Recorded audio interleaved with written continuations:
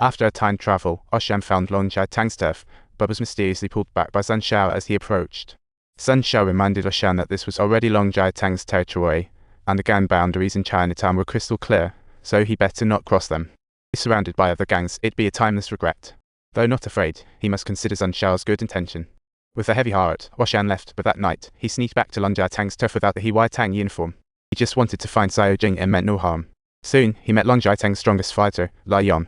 Lai Yong was curious why Shan sought Xiao Jing, but Shan refused, unclear about his sister's gang ties. Lai Yong chuckled and took off his coat for intimate interaction. After a few probing moves, Shan launched an attack, but the punches that once rocked the world now seemed weak against Lai Yong. The power gap was truly heaven and earth. After a few rounds of combat, Shan was being pushed back, while his sister Xiao Jing hit a top-notch status in Long Jiatang. Everyone followed her orders. After outsiders left, Shan smiled at his sister, relieved. Xiao Jing kept her distance, disdainful of his long journey. You can't blame Xiao Jing. She still holds a grudge against Shan for offending the warlord. Xiao Jing saved her brother, sparing him a calamity, but grew disheartened and fled to San Francisco. Shan's brother escaped too, causing their father's death. Although the warlord was long gone, Xiao Jing had no attachment left to that corrupt place. She now went by the name Mai Ling and was the woman of Long Jiatang's bars, refusing to return to Foshan with Shan.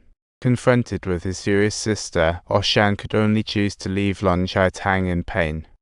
On his way back, he was filled with regrets and sorrow. Meanwhile, restless Mai Ling found an excuse for Huai Tang's drunks, smoothly deflecting Long Jiatang's scrutiny. Mai Ling had taken control of Long Jiatang, but her ambitions were bigger. She planned to expand her power through Huai Tang's opium business. Shan drowned his sorrows at Yakai's massage parlor, encountering middleman Wang Zhu.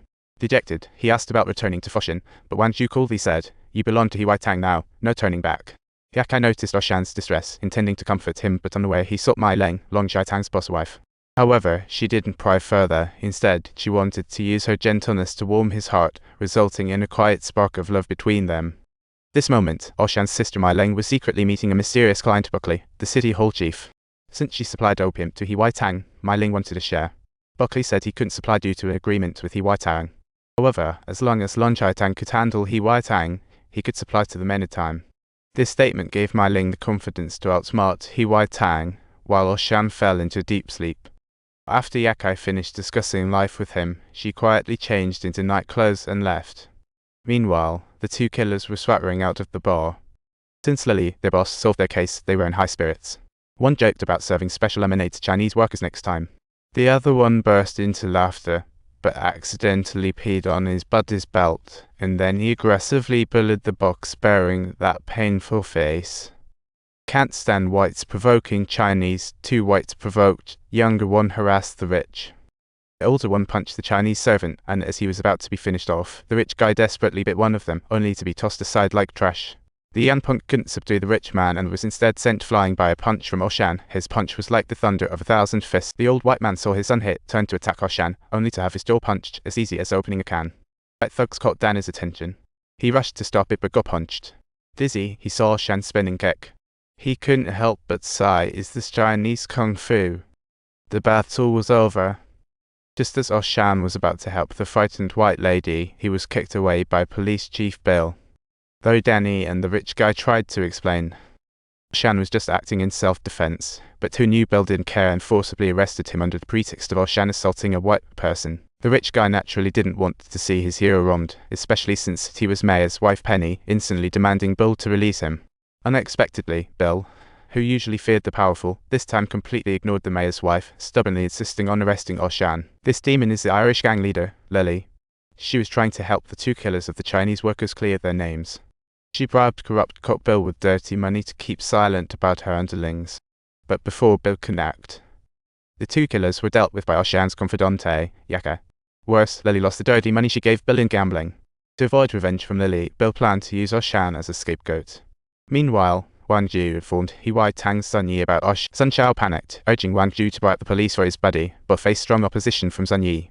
It turned out that Sun Yi also wanted to use Shan as a scapegoat, and there was a reason for his actions. Last night, a junior of Long Jiatang, directed by Shan's sister, Long Jiatang's wife, secretly meddled in Huai Tang's opium trade, ignoring the agreement. Upon learning of this, Sun Yi ordered Sun Shao to raid the juniors collecting opium, resulting in a bloody scene. leaving not a single survivor.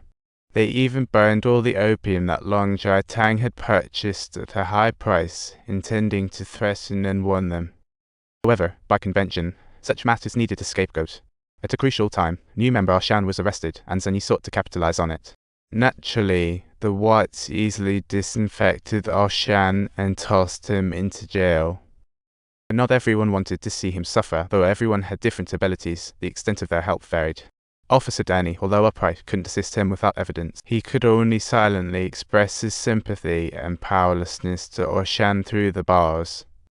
Mayor's wife Penny attempted to persuade her husband to save Shan, but she overestimated her charms. So, Zhenyi intended to take advantage of the situation and make Shan the scapegoat, as no one wanted to step up and take the blame.